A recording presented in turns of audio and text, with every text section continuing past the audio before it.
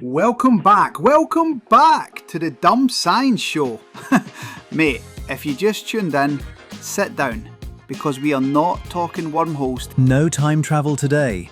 Today we're talking about something that actually happened. The 2026 World Cup final. The final that happened, 3 days ago? And I still haven't slept properly. You never sleep properly, Chip. That's not the World Cup's fault. This time it is the World Cup's fault. Spain, Argentina, MetLife Stadium, extra time, my nervous system checked out somewhere around the 90th minute. 1-0 to Spain. Ferran Torres, minute 106, off the bench. A sub won the World Cup. He wasn't even meant to be out there. Only the second substitute in history to score a World Cup final winner. He came on, waited 4 minutes, and ended the whole tournament. 4 minutes? I spent longer than that arguing with Gary about parking spaces. And you still lost that argument. Details. Anyway, poor Messi though. That got me right in the chest. 39 years old, walked off in tears after collecting his runners-up medal. Widely expected to be his last World Cup. Full stop. The man chased that second star his whole career, and Argentina just gets smothered. 10 men as well, after Enzo Fernandez picked up 2 yellows. Second yellow, straight red, and any hope of holding on for penalties went with him. So Argentina had 10 fit outfield players, and one legend quietly having the worst Sunday of his life. Most accurate football recap you've ever given me. Right, but this wasn't just a one-match story. Spain had a whole run to get there. Remind me. Quarter-final, they beat Belgium 2-1. Semi-final, they shut out France 2-0. Oyarzabal and Pedro Porro with the goals. And that's the game where the baby-faced assassin won the penalty, right? Lamine Yamal, 18 years old, wins the penalty that puts Spain on the road to the final.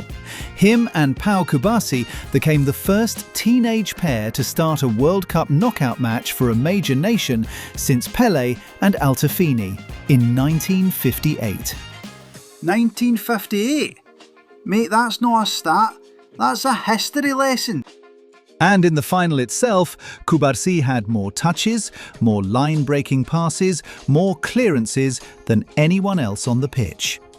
96% passing accuracy.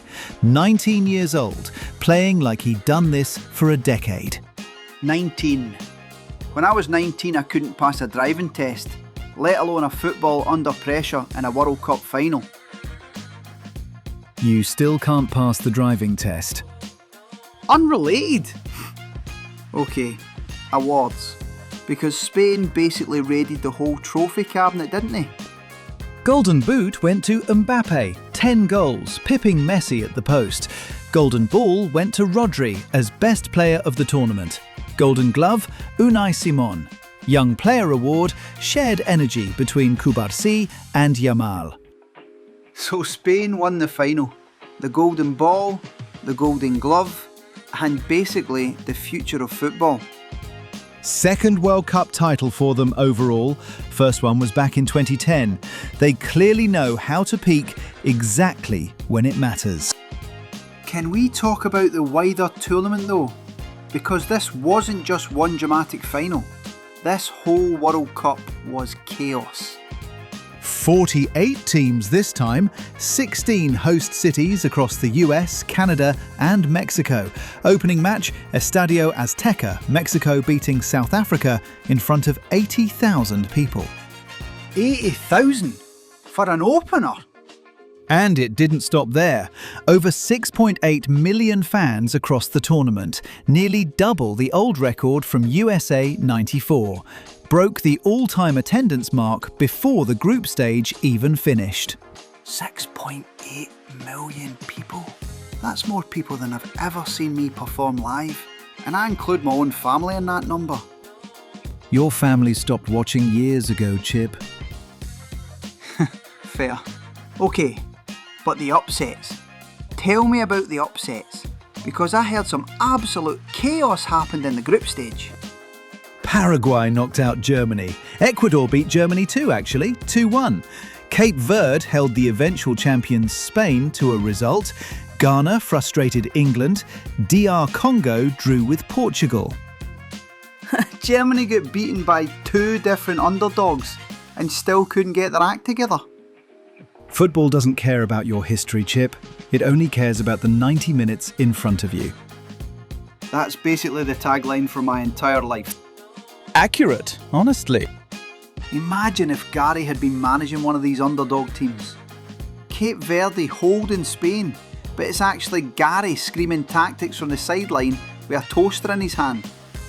Don't give him ideas. He'd substitute himself on in the 106th minute and immediately concede an own goal. And claim it was tactical. Everything's tactical when Gary does it wrong. Alright, to Ferran Torres, wherever you are. Mate, you turned 4 minutes on a bench into an entire nation's history book. And to Messi, thank you for everything. Even Chip got emotional, and he still doesn't fully understand the offside rule. I understand it. Mostly. On a good day, with a diagram. We'll test that theory next episode. Ooh, teaser. What are we covering next time? Not telling, you'll just have to come back. Stay curious, stay sceptical, and if you're Germany, maybe don't take Paraguay lightly next time. And somebody get Gary away from that touchline before he invents an own goal nobody's ever seen before. See you next time on the show, everyone. Same chaos, same chips, same Archie rolling his eyes at me. Welcome back, and now, goodbye.